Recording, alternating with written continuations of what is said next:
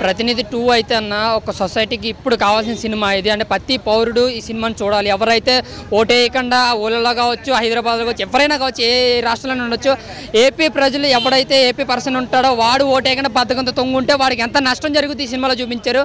ఓటేస్తే ఎంత లాభం జరుగుతూ కూడా చూపించారు. అలాగా ఒక ఫస్ట్ స్టాప్ అంతా ఒక సొసైటీ పౌరుడు, ఒక కామన్ మ్యాన్ ఎలా ఉండాలో తెలిపిన సినిమా మన ప్రతినిధి 2. అలాగే TV5 మూర్తి గారు ఆ డైరెక్షన్ అయితే మాత్రం ఒక 10-20 సినిమాలు తీసిన ఎక్స్పీరియన్స్ సినిమాలాగా అనిపించింది అనమాట. చాలా బాగా డైరెక్షన్ అయితే చేశారు. ఆ స్క్రీన్ ప్లే కావచ్చు, కథనం కావచ్చు, డైలాగ్ కావచ్చు, ఎక్కడ మనకి కొత్త డైరెక్టర్ కొత్తగా రాస్తున్నారు అయితే అనిపించదు. ప్రతి సీన్లో ఆయన పనితనం కనిపిస్తుంది, ఆయన కష్టం కనిపిస్తుంది. ఒక ఆయన జర్నలిస్ట్ కాబట్టి ఆయన జర్నలిజం బాగా గొప్పగా చూపించుకున్నారు. చాలా గ్రేట్ అన్నమాట. అలాగే సాగర్ గారి బ్యాక్గ్రౌండ్ స్కోర్ కూడా చాలా బాగుంది. ప్రతి సీన్లో ఆయన బ్యాక్గ్రౌండ్ స్కోర్ పనితనం కనిపిస్తుంది.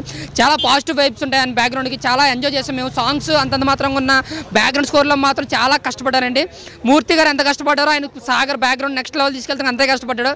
ఇంక ఇంటర్వల్ టెస్ట్ సీన్ అయితే మైండ్ పోతుంది అనమాట. చాలా బాగుంటుంది. అలాగే క్లైమాక్స్లో విలన్ ఎవరో రివీల్ చేసేలో 10 నిమిషాలు సీన్ నడుపుతారు.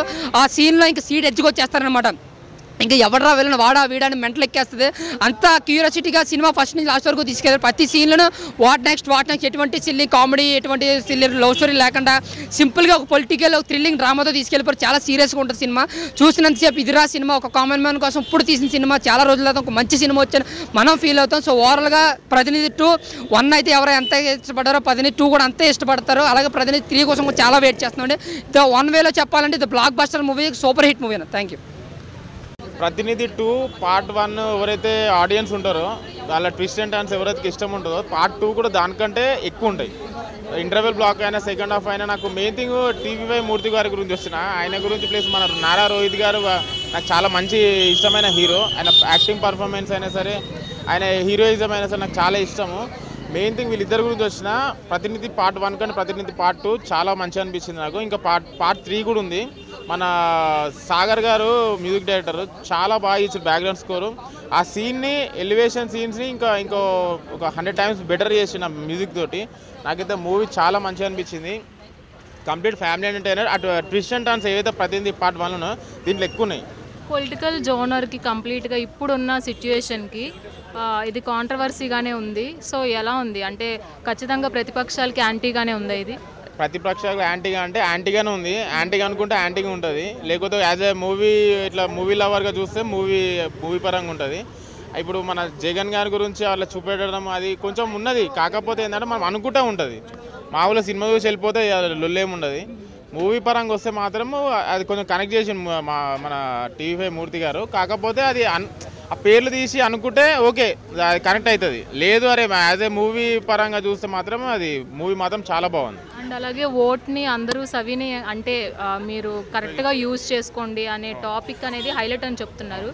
సో దీని పరంగా చూసుకుంటే టీడీపీకి స్క్రిప్ట్ లాగా ఉంటుందా? ఇది ఓటు వేయాలి అనే స్క్రిప్ట్గా ఈ సినిమా తీశారు. అట్లేం లేదు, అట్లేం చెప్పలేదు. కాకపోతే ఇప్పుడు మన రాజకీయ వ్యక్తులు ఎవరైతే కొంచెం ఏమంటారు అన్యాయం చేసే వాళ్ళు ఉంటారు, మంచి చేసే వాళ్ళు ఉంటారు. ఎవరైతే ఎంచుకోవాలో వాళ్ళని ఎంచుకోమని చెప్పేసి క్లియర్ కట్గా చూపెట్టడం. ఆ సినిమా చూస్తే మీకు అర్థమవుతుంది. మనం ఇప్పుడు మన స్టోరీ రివీల్ చేస్తే వేస్ట్ అయిపోతుంది. మూవీ చూస్తే మీకు అర్థమవుతుంది ఎంత బాగుందో మూవీ. నాకైతే ప్రతినిధి పార్ట్ 1 ఎంత మనకి ఎంత నచ్చిందో పార్ట్ 2 కూడా దానికి డబ్బలే ఉంది కానీ తగ్గలేదు. ప్రతి ఒక్కరికి ఇన్స్పిరేషన్గా ఉంటుంది. అవును, ఇన్స్పిరేషన్గా ఉంది. మా మూవీ మీకు ఎట్లా అనిపిస్తుంది అంటే ఒక నెక్స్ట్ టైం అవుతుంది క్యూరియస్ తోటి కూర్చుంటారు మీరు థియేటర్లో. Thank you. ప్రతినిధి పార్ట్ 2 చూసి వచ్చాము ఇప్పుడు. ప్రతినిధి 2 చూసి వచ్చాము ఇప్పుడే. ఇది రొటీన్ పొలిటికల్ డ్రామా లాగా అనిపించింది సినిమా మాత్రం. ఎవరైతే పొలిటికల్ జోనర్స్ ఇష్టపడతారో వాళ్ళకి better to watch the movie.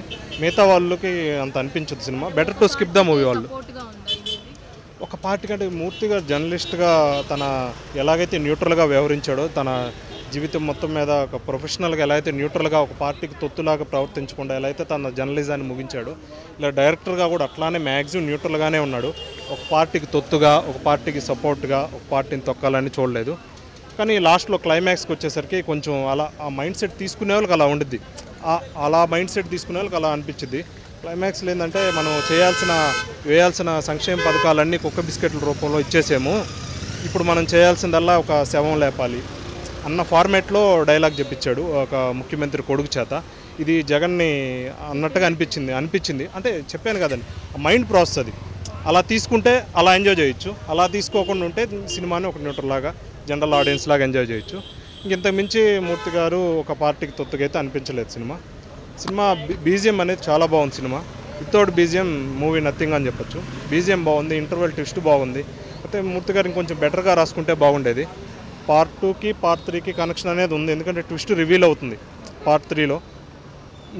1కి 2కి ఏం సంబంధం అనిపించలేదు. ఇంకా ఎలక్షన్స్ పూర్తి అవ్వలేదు కాబట్టి థర్డ్ పార్ట్లో గెలిచిన తర్వాత పరిణామాలు చూపిస్తారంటారా? ఇప్పుడు సినిమా ఎలా చూపించాలి, ట్విస్ట్ అనేది వాళ్ళ ఇష్టం, ఎట్లయినా మార్చుకోవచ్చండి డైరెక్టర్. తనకు అప్పుడు తర్వాత ఎలా మారిపోతాడో తెలియదు, రేపు ఏ పార్టీ గెలుస్తుందో తెలియదు, తర్వాత ఎలా మారిపోతాడో తెలియదా. ట్విస్ట్ తన డైరెక్టర్ ఎలా అనుకున్నాడో అలానే చూపిస్తాడు కదండి. ఆ ట్విస్ట్ రివీల్ చేయడం అనేది ఇంపార్టెంట్. ఆ 3లో చూస్తాము. వాళ్ళు మేజర్గా ఒక పార్టీకి లాగా నేను చాలా ఎక్స్పెక్టేషన్ పెట్టుకున్నా, ఒక పార్టీకి అనుకూలంగా ఉంటాడు, అదో టైప్లో ఎక్స్పెక్ట్ చేశాను. కానీ మూర్తి గారు మాత్రం అలా తీయలేదు, న్యూట్రల్గానే మ్యాక్సిమం ఉన్నాడు. ఇంకెక్కడైనా అట్లాంటి సీన్స్ వస్తాయని ఎదురు చూస్తూ ఉంటే ఎక్కడ రాలేదు. క్లైమాక్స్లో మాత్రం కొంచెం గుర్తు చేసింది జగన్ అట్లాగా. అంతకుమించి అనేది ఏమీ ఒక పార్టీకి అనుకూలంగా అయితే లేదు.